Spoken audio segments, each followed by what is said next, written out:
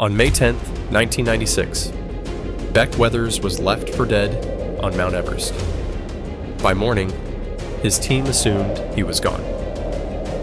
Hours later, he walked back to camp, and he was not alone. What was the presence? Wind battered the upper slopes of Everest as Beck Weathers' world narrowed to a blur of white and pain. At nearly 27,800 feet, just below the balcony, his vision began to collapse. The cold stung his eyes, but it was more than snow glare. His corneas, weakened by recent radial keratotomy surgery, started to swell in the thin air. Light fractured, depth vanished. Shapes dissolved into shifting shadows. He could barely tell up from down. The lack of oxygen pressed in, every breath shallow and ragged. His pulse oximeter, if it had been checked, would have shown a saturation plunging below 80%, dangerously low. As the storm thickened, the air thinned further. Beck's hands grew numb, his feet blocks of ice. He tried to move, but the ground seemed to tilt beneath him. His mind fogged, thoughts slipping away. The voices of his teammates faded into the wind. He could not see their faces, could not even follow their footsteps. Rob Hall and the others faced a grim calculation. With Beck unable to walk and barely able to respond, he became a liability in a zone where survival depended on speed and self-sufficiency. Oxygen was running out. The blizzard erased any hope of a coordinated rescue. The guides pressed on, leaving Beck behind in the storm, convinced that no one could survive exposure at this altitude. Alone, nearly blind, and drifting in and out of consciousness, Beck Weathers was left for dead on Everest. Wind howled across the South Col as the radio crackled with urgent voices. Oxygen reserves were nearly gone. Visibility had collapsed to a few feet. Rob Hall's voice came through first, clipped and tense. He said, "You're at the balcony. Low on oxygen.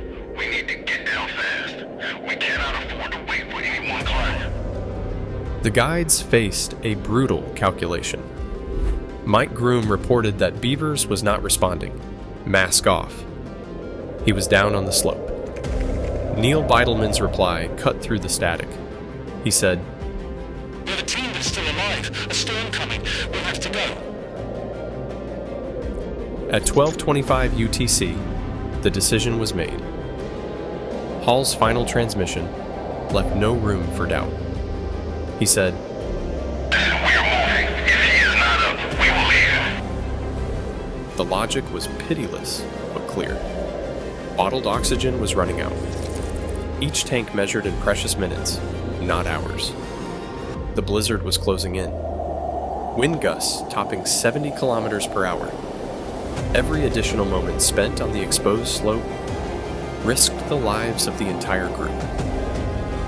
The guides could not carry a man who could not walk. To stay was to die with him. So they turned away, descending into the storm.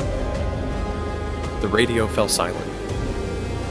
Beck Weathers remained alone above 27,000 feet, nearly blind, unresponsive, and exposed to the full force of the mountain. The guide's footsteps vanished into the snow, leaving behind a man written off by every calculation of survival. The cold pressed in from every side, sharp as broken glass.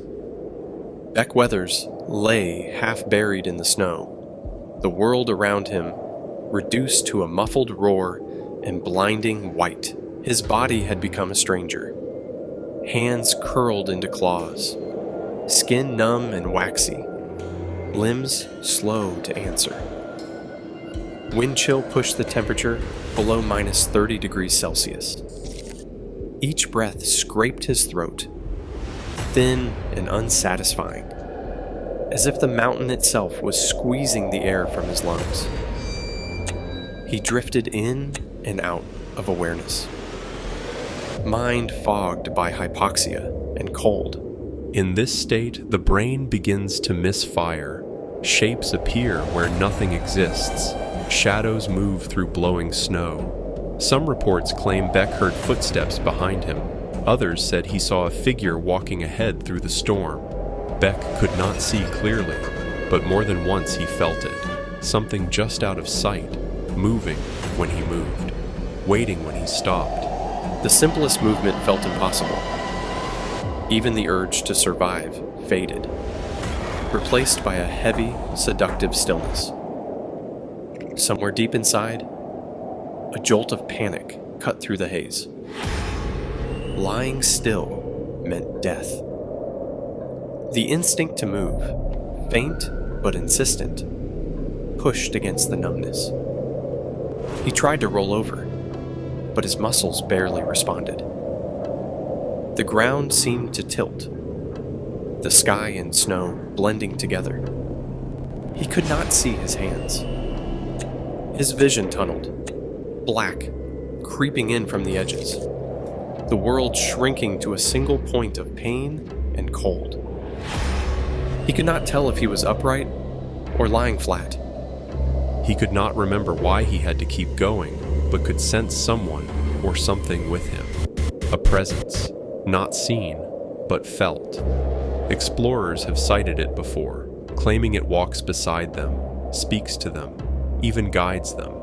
Whether supernatural presence or just his sheer desire to live, Beck's body began to shift. He clawed at the snow, numb fingers scraping ice.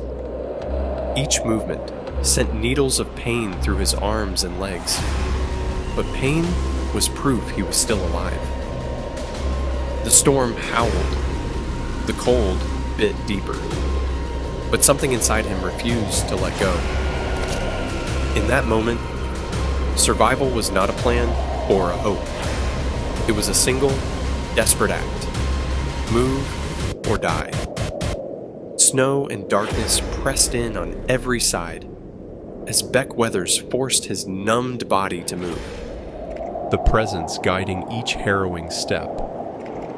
Blindness reduced the world to sound and touch.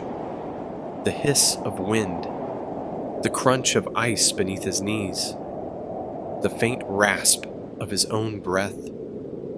He could not see his hands, could not judge distance or direction. Instead, he crawled by feel, inch by inch, trusting the vague sense of slope beneath his palms and the rhythm of his heartbeat to keep him moving. Muscle memory and instinct took over where vision failed. He slid, staggered, and crawled, sometimes upright, sometimes on all fours. The snow clung to his clothes and bit through every seam.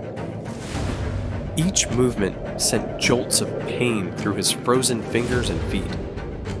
But pain was proof of life. He could not tell how long he moved. Time lost meaning in the whiteout. The storm erased all landmarks, leaving only the memory of warmth and the faces of his wife and children flickering in his mind. In the blur of confusion, those images became anchors, pulling him forward when reason and strength were gone. At times he reached out and found nothing but empty air.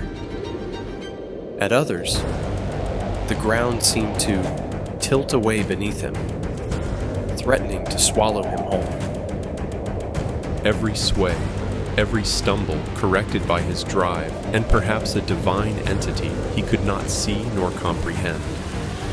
He navigated by sensation alone, a patch of firmer snow, a slight downward slope, the distant idea of shelter somewhere ahead. For nearly 2.5 hours, Beck advanced through the storm, guided by a force he could not name. Whether it was memory, instinct, or something stranger, it kept him crawling toward life. Then, through the blur, a shape appeared. The faint outline of a tent, its orange fabric barely visible against the snow. The sight was almost unreal, a mirage conjured by exhaustion and hope. But as he drew closer, voices rose above the wind. He had reached Camp 4, alive against every calculation, every expectation. He turned, and for a moment saw the presence that had accompanied him vanish into the frozen abyss. Beck Weathers, left for dead, had returned. Inside the tent at Camp 4, the shock was immediate. Beck Weathers stumbled in, his skin mottled purple and black, his eyes barely tracking movement, his breath shallow and uneven. Sherpa medics moved quickly, pressing a thermometer under his arm, core temperature barely 30 degrees Celsius, deep into the range where the heart can falter without warning. Oxygen saturation hovered at 75%, a reading that would mean collapse at sea level. Yet here it was almost expected. His hands and feet showed the unmistakable signs of advanced frostbite. The skin hard, waxy, and insensate. The tissue already dying. No one at this altitude had survived such a state for so long. As rescuers wrapped him in heat packs and blankets, word went out that a helicopter would have to risk a record-setting hover at 26,000 feet. In the thin air, the line between life and death was measured not in hours, but in heartbeats. Beck Weathers survived the storm, though the mountain left its mark. Frostbite destroyed parts of his hands, feet, and face, and months of surgery followed. But the fact remained, a man left for dead above 27,000 feet had somehow walked back into camp. Across decades, explorers in extreme isolation have reported a mysterious presence, a companion felt, but never seen. Ernest Shackleton, stranded in Antarctica, described a fourth figure, walking with his team. Frank Smythe heard a phantom voice on Everest, while Reinhold Messner sensed a guiding hand on the summit ridge. John Geiger documented dozens of such cases, each echoing the same pattern, a benevolent presence at the edge of survival. Neuroscience now points to the temporoparietal junction, known as TPJ, as the likely source. In 2004, a study found that electrical stimulation of the TPJ produced a sense of a nearby presence in 94% of subjects. Under extreme stress, or oxygen deprivation, the brain's boundaries blur, creating a companion that feels real, yet emerges from within. Extreme altitude strips the mind to its core. In those margins, survivors still report the sense of an unseen companion. Science calls it a survival response, not a miracle. As more climbers chase Everest, the line between biology and belief remains razor thin. Some questions only the mountain can answer.